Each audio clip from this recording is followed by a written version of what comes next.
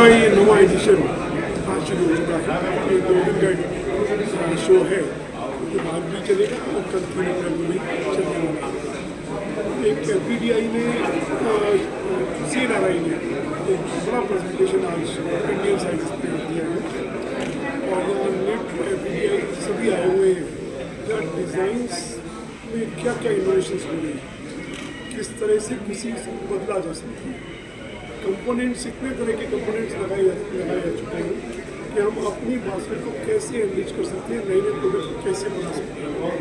अभी जिस तरह से ट्रेंड बदल रहा है, लेदर शूज़ से कंफर्ट और एस लेदर की तरफ जा रहे हैं, सभी स्पोर्ट्स शूज़ पर जा रहे हैं, उसमें सारा का सारा जो ज़्यादा बड़ा रहता है कंपोनेंट्स, इसलिए जोर दिया रहा है कि कंपोनेंट्स इंडस्ट्री ज़्यादा से ज़्यादा ग्रो करें और ज़्यादा से ज़्यादा लोगों को नए कंपोनेंट देखने का मौका मिले, ताकि अपने प्रोडक्ट्स को कहीं ना कहीं वो बदल पाए और एक अपने मार्केट दायरा बनाए।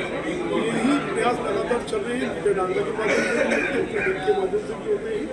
और ये UMA जो अग्रणी संस्था है कंपोनेंट इंडस्ट्री में, लगातार आगरा क्लस्टर ही नहीं बल्कि आगरा क्लस्टर हो या वेस्टर्न में बम्बे क्लस्टर हो या फिर कानपुर हो, चेन्नई हो, कलकत्ता हो, ये सभी जगह पर इस तरह के शो बैक करती है। और मुझे लगता है कि इंडस्ट्री में जितनी संभावनाएं हैं और इस तरह के जितने शो हैं उससे संभावनाएं और बढ़ेंगी। इंडस्ट्री के लिए बहुत ही गोल्डन टाइम है। इस टाइम में गवर्नमेंट का जो बहुत एम्फेसिस है फुटवेयर मेकिंग पे, गुड्स इंडस्ट्री के ऊपर। आपको पता होगा कि इस बजट में फाइनेंस मिनिस्टर ने फोकस प्रोडक्ट स्कीम लॉन्च करने का अनाउंसमेंट किया था, जिसकी गाइडलाइंस अभी बन रही है। इस स्कीम में बहुत कुछ ऐसा लाया जा रहा है जिससे कि फुटवेयर सेक्टर को काफ़ी बड़ा पुश मिलेगा। शूटेक का जो ये आयोजन है, बेसिकली उसी दिशा में एक और कदम है। और आप अगर FDDI का स्टॉल भी देखें तो FDDI ने भी इसमें बढ़ चढ़ कर हिस्सा लिया है। FDDI अपने आप में एक इनेबलर ऑर्गेनाइजेशन है। हमें फुटवेयर इंडस्ट्री को इनेबल करना होता है, जिसमें हम अच्छी से अच्छी मैन पावर प्रोवाइड करते हैं, ट्रेनिंग प्रोवाइड करते हैं, टेक्नोलॉजी के लिए रास्ता बनाते हैं। तो आई एम श्योर कि FDDI के पार्टिसिपेशन से और IFCOMA के एफर्ट से आगे कुछ अच्छा होगा और जो सेक्टर है वो काफ़ी तरक्की करेगा। BIS को लेकर सर क्या कहेंगे, कितना महत्वपूर्ण मानते हैं? BIS देखिए महत्वपूर्ण है, क्योंकि एक मिनिमम स्टैंडर्ड्स को मेंटेन करना बहुत ज़रूरी है। किसी भी देश के लिए एक मिनिमम क्वालिटी स्टैंडर्ड तो चाहिए ही चाहिए। उसके ऊपर भी अगर जितनी अच्छी से अच्छी हम क्वालिटी प्रोडक्ट मैन्युफैक्चर करेंगे, इंडिया में और फॉरेन डेस्टिनेशंस में उसकी उतनी डिमांड बढ़ेगी और इंडिया को उससे लाभ मिलेगा। Thank you.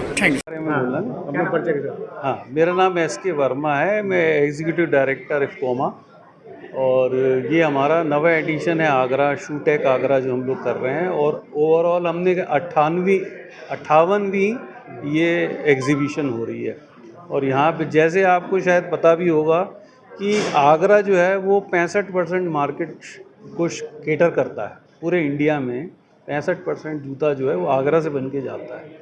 तो यहाँ पे निरंतर यहाँ पे एक ऐसा डिज़ाइन के ऊपर, मटेरियल के ऊपर और जूते के ऊपर चेंजेस होते रहते हैं। और वो चीज़ें कैसे आएंगी, वो जब ये एग्जीबिशन होती है तो इसमें ये सब चीज़ें दर्शाई जाती हैं।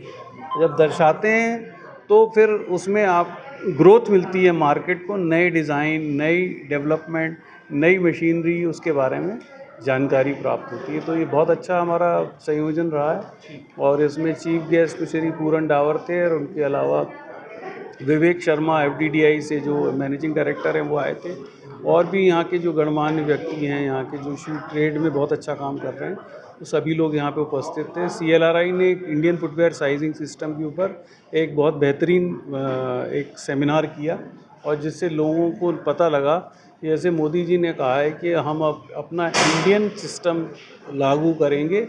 अभी तो हम UK और US के नंबर हम लोग फॉलो करते थे, अब अपना भारत के हिसाब से भा नाम से आएगा। जैसे भा 1, भा 2, भा 3, इस तरह की प्रणाली होगी। उसके ऊपर कार्य किया गया है पिछले 2 साल से और अब ये बहुत जल्दी ये चीज़ इंट्रोड्यूस हो जाएगी। तो ये अच्छा रहेगा हमारे मार्केट में।